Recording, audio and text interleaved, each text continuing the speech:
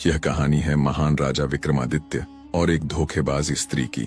उस समय उज्जैन नगरी पर प्रतापी राजा विक्रमादित्य का शासन था। उनकी न्यायप्रियता और दानशीलता के चर्चे दूर दूर तक फैले हुए थे।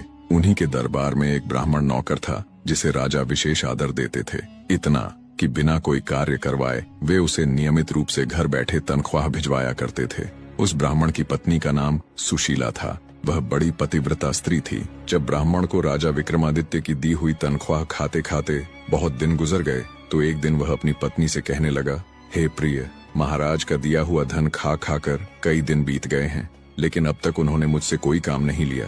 भला मैं उनका यह एहसान किस प्रकार उतारूंगा। अपनी पत्नी से राय मशवरा करके वह राजा विक्रमादित्य के दरबार में जा पहुंचा और कहने लगा, महाराज, आप मुझे बराबर तनख्वाह तो देते हैं पर बदले में कोई काम नहीं लेते। इस प्रकार मैं आपका एहसान कैसे उतार पाऊंगा। अतः आप मुझसे कोई ऐसा काम लीजिए कि आपका एहसान उतर जाए। राजा विक्रमादित्य ने उसकी बात सुनकर कहा, ब्राह्मण देवता, मैंने यह प्रतिज्ञा ली हुई है कि किसी ब्राह्मण से काम नहीं करवाऊंगा। यदि आप यही चाहते हैं तो मेरे कहने से गंगा स्नान कराइए और एक कलश गंगा जल मेरे लिए भी लेते आना। मैं आपको यही कार्य सौंप सकता हूँ। राजा विक्रमादित्य की बात सुनकर ब्राह्मण खुशी खुशी घर लौट आया और अपनी पत्नी से सारी बात कह सुनाई। सब सुनकर उसकी पत्नी थोड़ी चिंतित हो गई और बोली, स्वामी, अगर आप गंगा स्नान के लिए चले गए तो मैं आपके बिना अन्न जल कैसे लूंगी। आप तो जानते ही हैं, जब तक आपके दर्शन न कर लूं मैं कुछ खाती पीती नहीं। ये तो मेरा रोज का नियम है। ब्राह्मण ने अपनी पत्नी से कहा, मैं अपनी एक मूर्ति बनवाकर घर में रख देता हूँ। जब तक मैं वापस न आ जाऊं तुम उसी मूर्ति के दर्शन करके काम चला लेना। यह कहकर उसने अपनी ही जैसी एक मूर्ति बनवाई और घर में रखवा दी। फिर यात्रा का आवश्यक सामान लेकर वह राजा विक्रमादित्य के दरबार में पहुंचा और बोला, महाराज, मैं गंगा स्नान के लिए जा रहा हूँ। अपनी पत्नी को आपकी शरण में छोड़कर जा रहा हूँ। कृपया उसकी सुरक्षा और देखभाल करते रहिएगा। इतना कहकर ब्राह्मण गंगा स्नान के लिए निकल पड़ा।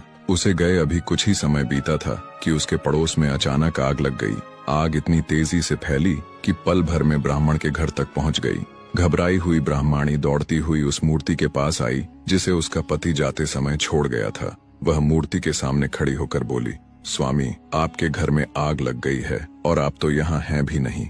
घर की मुझे कोई परवाह नहीं, लेकिन मैं आपको कुछ भी होने नहीं दूंगी। यह कहते हुए वह मूर्ति से लिपट गई और उसी जगह पर खड़ी खड़ी जलकर भस्म हो गई। जब राजा विक्रमादित्य को यह दुखद समाचार मिला तो वे बहुत परेशान हो गए। उनके मन में बार बार यही विचार आने लगा, अगर ब्राह्मण लौटकर मुझसे अपनी पत्नी के बारे में पूछेगा तो मैं उसे क्या जवाब दूंगा। इन्हीं चिंता भरे ख्यालों में कई दिन बीत गए। इसी दौरान ब्राह्मण गंगा स्नान करके वापस लौट आया। जब उसने सुना कि उसके घर में आग लग गई थी और उसकी पत्नी उसमें जलकर मर गई तो उसका गुस्से से बुरा हाल हो गया। वह सीधा राजा विक्रमादित्य के दरबार में पहुंचा और तीखे स्वर में बोला, महाराज, मेरी पत्नी कहाँ है। राजा विक्रमादित्य ने घबराते हुए ब्राह्मण को सारा हाल कह सुनाया और उसे कहा, हे ब्राह्मण देवता, कृपया क्रोध न करें। यह सब एक दुर्भाग्यपूर्ण दुर्घटना थी। मैं आपके दुख की भरपाई करने का प्रयास करूंगा। यदि आप अनुमति दें तो मैं किसी अन्य योग्य ब्राह्मण कन्या से आपका पुनर्विवाह करा दूंगा। परंतु ब्राह्मण अपनी जिद पर अड़ा रहा और कहने लगा, महाराज, मुझे कोई और स्त्री नहीं चाहिए, मेरी पत्नी ही चाहिए, चाहे जैसे भी हो, जहाँ से भी लानी पड़े वही लाकर दीजिए। राजा विक्रमादित्य ने चिंतित होकर कहा, अच्छा, आप ऐसा कीजिए कि अपनी पत्नी के शव को 1 महीने तक तेल में सुरक्षित रखिए। मैं इस बीच कोई ऐसा उपाय खोजता हूँ जिससे वह पुनर्जीवित हो सके। ब्राह्मण ने राजा की सलाह मान ली और अपनी पत्नी के पार्थिव शरीर को तेल में रख दिया। उधर राजा विक्रमादित्य ने अपने मंत्रियों को राज्य की जिम्मेदारियां सौंप दी और स्वयं भेष बदलकर अमृत की खोज में निकल पड़े। अमृत की खोज में भटकते हुए राजा विक्रमादित्य एक दिन एक छोटे से गांव में जा पहुंचे। काफी देर तक पैदल चलने के कारण वे थक चुके थे। गांव के एक मकान के बाहर उन्हें एक चारपाई दिखाई दी जो खाली पड़ी थी। उन्होंने सोचा थोड़ा आराम कर लिया जाए और उसी चारपाई पर बैठ गए। उस घर में एक बूढ़ी माँ और उसकी बहू रहती थीं। वृद्धा का बेटा कई सालों से लापता था, जिसकी याद में वह अक्सर उदास रहा करती थी। कुछ देर बाद उसकी बहू घर से बाहर आई और जब उसकी नजर चारपाई पर बैठे राजा विक्रमादित्य पर पड़ी तो वह ठिठक गई। राजा को देखकर वह चकित रह गई। उसने ध्यान से देखा और मन ही मन सोचने लगी, इसकी शक्ल तो मेरे पति से हुबहू मिलती है। क्या ये वही हैं? क्या मेरे पति लौट आए हैं? ये विचार मन में आते ही बहू तेजी से घर के अंदर गई और अपनी सास से बोली, माँ जी, मुझे ऐसा लग रहा है कि जो व्यक्ति बाहर चारपाई पर बैठा है वो आपके बेटे हैं। उनकी शक्ल हूबहू वैसी ही है। बहू की बात सुनकर बुढ़िया माई हड़बड़ाते हुए बाहर आई। जैसे ही उसकी नजर राजा पर पड़ी, उसकी आंखें भर आईं।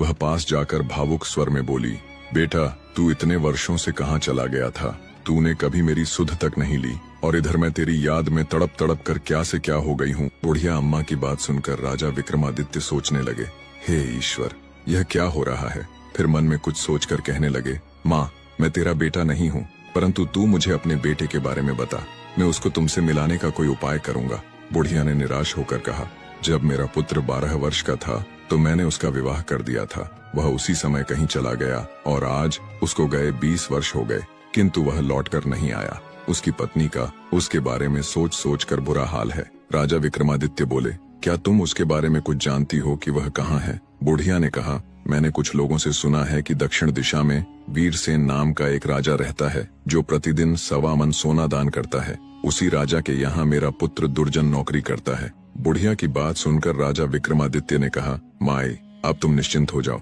ईश्वर ने चाहा तो शीघ्र ही तुम अपने बेटे से मिलोगी। यह कह राजा वहाँ से चल दिया।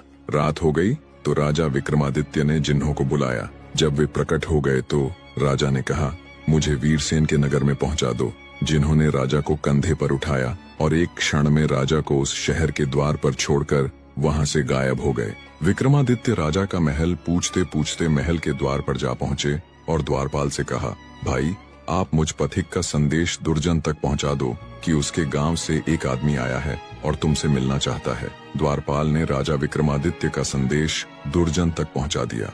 संदेश सुनते ही दुर्जन तुरंत द्वार पर आया और राजा को अपने गांव का निवासी समझकर अपने कमरे में ले गया। भाई, जब से तुम यहाँ आए हो, तुमने अपने घर की कोई खोज खबर तक नहीं ली। ये तुम्हें नहीं करना चाहिए था।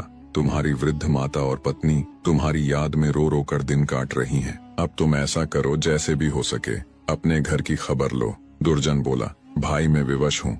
न तो महाराज मुझे छुट्टी देते हैं और न ही मेरा इस्तीफा लेते हैं। फिर भला मैं किस प्रकार जा सकता हूँ? तुम ही बताओ, मैं क्या करूँ? राजा विक्रमादित्य बोले, यदि तुम्हारे स्थान पर मैं नौकरी कर लूं तो क्या तुम अपने घर जा सकोगे?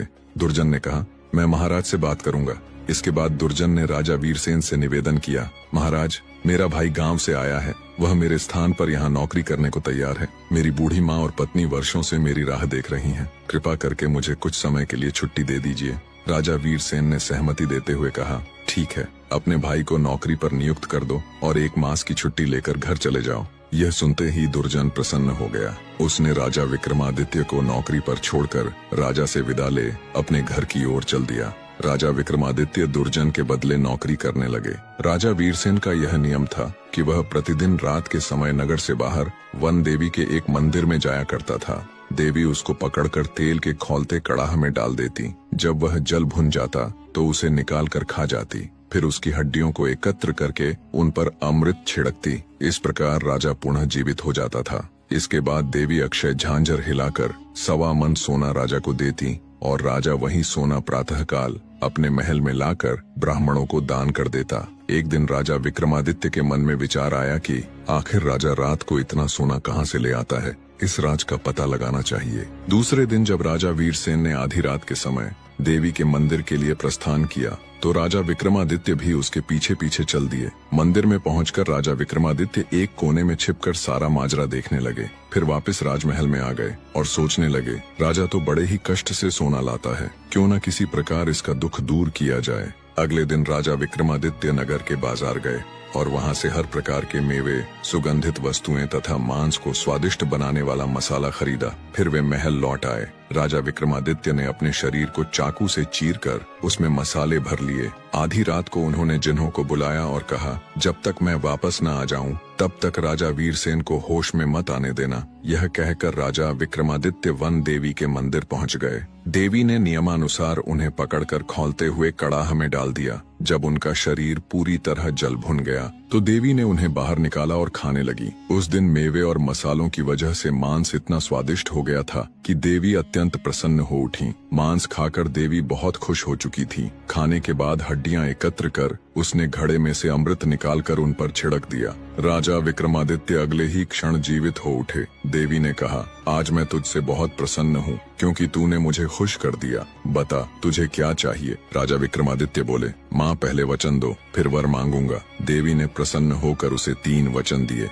राजा विक्रमादित्य ने कहा, पहले वचन में मुझे अमृत से भरा वह पात्र दीजिए, दूसरे वचन में मुझे अक्षय झांझर प्रदान करें। फिर वह कुछ क्षण चुप रहे और मन ही मन सोचने लगे, यदि मैंने देवी का अमृत पात्र ले लिया और वह प्रतिदिन की तरह राजा वीरसेन को भूनकर खा गई तो उसे दोबारा जीवित कैसे किया जाएगा? इस चिंता के साथ उन्होंने तीसरे वचन में कहा, माँ तीसरे वचन में आप इस स्थान को सदा के लिए त्याग दें ताकि न आप यहाँ रहें और न ही राजा के प्राणों को कोई खतरा रहे। देवी राजा विक्रमादित्य को तीनों वचन देकर वहाँ से हमेशा के लिए चली गई। राजा विक्रमादित्य अब दोनों वस्तुओं को लेकर राजा वीरसेन के कक्ष में पहुँचे और जिन्हों से कहा कि अब वे लौट जाएं। जिन्हों के जाते ही वीरसेन की आंख खुल गई। जागते ही वह घबरा गया और बिना कुछ सोचे समझे देवी के मंदिर की ओर दौड़ पड़ा। वहां पहुंचकर उसने देखा कि मंदिर पूरी तरह सुनसान था, कड़ाहा भी उल्टा पड़ा हुआ था। यह देख उसके होश उड़ गए। वह चिंतित होकर सोचने लगा, कल सुबह मैं दान में देने के लिए 1.25 मन सोना कहां से लाऊंगा? अगर नहीं दे पाया तो लोग कहेंगे कि राजा वीरसेन का खजाना खत्म हो गया, वह अब दिवालिया हो गया है। इसी चिंता में डूबा वह महल लौट आया और पलंग पर लेट तो गया, लेकिन बेचैनी ऐसी थी कि सारी रात करवटें बदलता रहा। नींद उसकी आंखों से कोसों दूर रही। राजा वीरसेन को इधर उधर करवटें बदलते सवेरा हो गया। महल के बाहर खड़े भिक्षु पुकारने लगे, महाराज सवेरा हो गया, दान करने के लिए सिंहासन पर विराजिए। भिक्षुओं की पुकार सुनकर राजा मन ही मन अत्यंत दुखी हो रहा था। राजा को शोक के अथाह समुद्र में डूबा देखकर राजा विक्रमादित्य ने कहा, हे स्वामी, आप सोना दान क्यों नहीं कर रहे? सुस्त होने का क्या कारण है? वीरसेन ने राजा विक्रमादित्य को शुरू से लेकर आखिर तक का सारा हाल कह सुनाया। आज ये ब्राह्मण लोग खाली हाथ जाएंगे, बड़ा अनर्थ हो जाएगा। राजा विक्रमादित्य ने अक्षय झांझर निकालकर राजा वीरसेन को दिया और कहा, पहले आप कष्ट उठाकर सोना लाया करते थे, अब इस झांझर से सहज ही सोना लेकर दे दिया करें।